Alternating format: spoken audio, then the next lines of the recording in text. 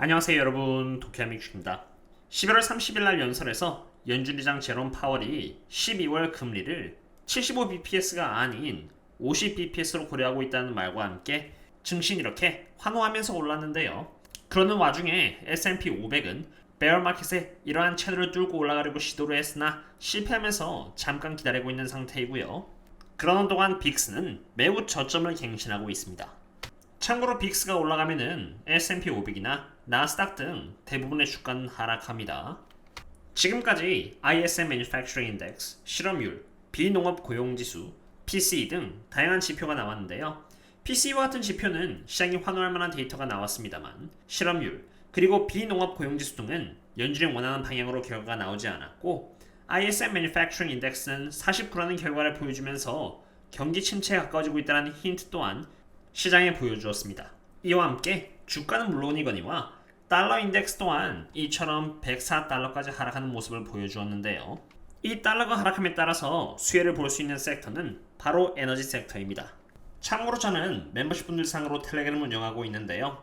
에너지 기업을 대상으로 투자를 하고 있는 만큼 에너지 산업에 대한 리서치뿐만이 아니라 이렇게 테슬라 주주로서 테슬라 기업에 대한 밸류에이션을 하여 분할 매수에 대한 기준을 제시하고 장투를 함께 이어나가고 있습니다. 물론 매매 내역 또한 공개를 하고 있고 저희 커뮤니티 내에서도 이렇게 많은 대화와 정보 교류를 하면서 투자를 해나가고 있는데요. 혹시라도 이러한 저희들과 함께 장기 투자를 이어나가고 싶으시다면 언제든지 이 링크를 통해서 조인하신 뒤 커뮤니티에 남겨져 있는 멤버십 전용글을 통해서 접속해 주시면 되겠습니다. WTI는 한때 120달러까지 올라갔다가 지금은 33%는 하락한 상태로 여전히 80대를 유지하고 있습니다. 11월 21일 날 월스트리트 저널에서 오펙이 50만 배럴 증산할 수 있다는 구라 기사로 유가를 76달러까지 내려오게 했는데요. 몇 시간이 지나지 않아 사우디는 바로 대응에 나서서 50만 배럴의 증산은 전혀 얘기가 된 것이 없으며 오히려 감산을 할 수 있다는 기사와 함께 유가는 빠른 속도로 80달러까지 회복을 해주었습니다. 이런 상태에서 중국은 점진적으로 리오프닝을 해나가고 있고 하루에 100만 배럴씩 방출이 되면서 원유 공급량에 기여를 해왔던 미국 전략 비축유는 역사적 낮은 상태를 보여주면서 이제 방출을 멈추고자 하고 있는 상태입니다. 참고로 12월 2일날 나온 기사입니다. 그리고 오늘 일요일날은 오펙 회의를 앞두고 있죠. 오펙 회의의 결과는 유가에 있어서 큰 변수입니다. 이미 200만 배럴을 감산했기 때문에 오늘 있을 오펙 회의에서는 어떠한 결과가 나올지는 모르지만 2021년 1월부터 시작해서 2022년 10월까지 목표치를 만족시키지 못하고 있으며 목표 미달량은 이렇게 계속 늘어나고 있습니다. 게다가 오펙은 원래 각 나라마다 얼마씩 생산하라고 하는 할당제라는 의미로 쿼타스라는 단어를 썼는데 이미 할당도 채우지 못하고 있는 상태에서 할당이라는 것이 의미가 없어지자 쿼타스를 타겟으로 바꿔서 목표치라고 바꾼 것입니다. 오펙도 어차피 목표를 채우지 못하는 현실을 알고 있는 상태에서 과연 증산을 한다는 발표 자체가 의미가 있을까 합니다. 물론 두고 봐야겠죠. 그 다음은 원유 섹터에 있어서 가장 중요한 2022년 11월 기준의 수요와 공급을 체크해 보겠습니다. 먼저 수요입니다. 수요의 경우는 2021년을 시작으로 해서 2022년 4분기까지 계속 늘어나고 있다는 것을 볼 수 있습니다. 44.84에서 45.78, 45.40, 46.37, 46.92로 이렇게 계속 늘어나고 있습니다. 토럴 OECD와 논 OECD를 합친 수요 또한 마찬가지의 트렌드를 보여줍니다. 2021년 기준으로 97.03 밀리언 배럴 per day를 기록했다면 2022년에는 99.57을 기록할 것으로 예측이 되는데 이것은 2.62%의 성장률입니다. 물론 이렇게 수요가 늘어난 것은 전 세계에서 두 번째로 원유를 많이 수입하는 나라라고 알려져 있는 이 중국의 수요가 줄어드는 가운데서 생겨난 일입니다. 실제로 수요의 양만 따져도 가장 중국이 크다는 것을 볼 수 있죠. 2021년까지만 해도 14.97 밀리언 배럴 per day를 기록했던 중국은 3분기까지 14.69 밀리언 배럴로 줄었고 2022년 4분기가 돼서야 늘어나기 시작했다는 것을 볼 수 있습니다. 성장률의 차이로 따진다면 마이너스 0.73%로 러시아와 유라시아를 제외하고 다른 나라들은 수요가 계속 늘어나는 한편 중국은 줄었고 그러한 와중에 이렇게 수요가 늘어났다는 것은 원유에 대한 필요성이 얼마나 높은지를 보여주는 부분입니다. 그럼 2023년은 어떻게 예상되고 있을까요? 평균 2022년 99.57 밀리언 배럴 per day의 수요를 보여주었다면 2023년에는 그 수요가 평균 101.82mBpday로 더 늘어날 것으로 전망이 되고 있습니다. 중국의 경우 14.86mBpday의 수요에서 15.38로 늘어나면서 3.53%나 회복될 것으로 예상되고 있는 상태로 전 세계에서 수요 회복이 지속적으로 일어날 것으로 예측되고 있는 상태입니다. 바로 그러한 이유에서 2021년 대비 2022년 못지않은 성장률을 2023년에도 계속 이어나갈 예정인 것이죠. 그럼 이제 공급은 어떨까요? 지금 원유 섹터는 공급만에 있다고 해도 과언이 아닙니다.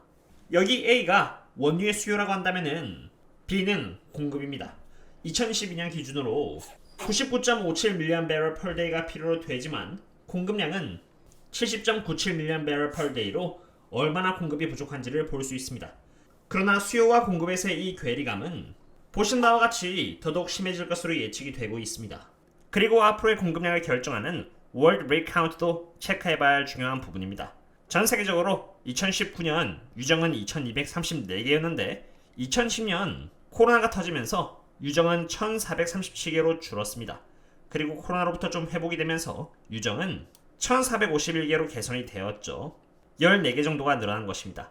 그리고 필요로 되는 수요에 발맞추기 위해서 가동되는 유정의 양을 늘리면서 2022년 기준 1985개까지 재가동을 하였습니다. 그러나 문제는 수요는 과거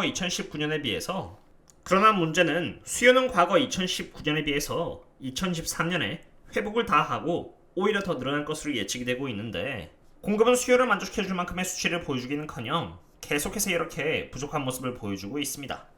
수요는 과거에 비해서 회복이 될 것으로 보이는데 그것에 비해서 공급은 크게 부족하고 그 와중에 새로운 유정은 인플레이션으로 인해 높아진 비용으로 크게 늘어나고 있지가 않습니다. 오펙 국가들은 2022년 9월 할당량으로 42.20mBpday를 생각했는데 사우디와 러시아, 이라크, 아랍에미레이트, 쿠웨이트와 다른 오펙 플러스 국가들이 자체적으로 생산을 감산시키면서 2022년 11월의 할당량은 42.20mBpday로 줄어든 것처럼 많은 오펙과 오펙 플러스 국가들은 높아진 비용으로 인해서 생산을 주저하고 있는 상태인 것이죠. 바로 그러한 탓에 원유 재고량은 2015년부터 이렇게 2022년까지 비교해봤을 때 2022년은 재고량이 채워지지 않은 채로 가장 낮은 수준을 보여주고 있습니다. 이제 겨울이기 때문에 다른 해들이 전반적으로 그랬듯이 2022년에도 더더욱 줄어들 것으로 예측이 됩니다.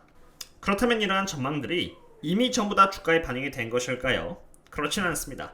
일반적으로 기업이 고평가가 되었다면 앞으로의 호재들이 전부 다 반영이 되었다고 하고 저평가이면은 아직 덜 반영이 되었다고 볼 수 있는데 원유 섹터의 전체 P forward 멀티플은 이렇게 9.7로 가장 많이 폭락해버린 스몰 캡 P 멀티플인 13.1보다 적고 S&P 500 라지 캡인 17.7이라는 P forward 멀티플보다 당연히 적습니다. 제가 투자를 이어나가고 있는 옵시디언 에너지의 프라이스 프리 캐시 플로우 멀티플은 7 정도로 앞으로의 성장률인 30% 대비해서 당연히 저평가를 받고 있고요.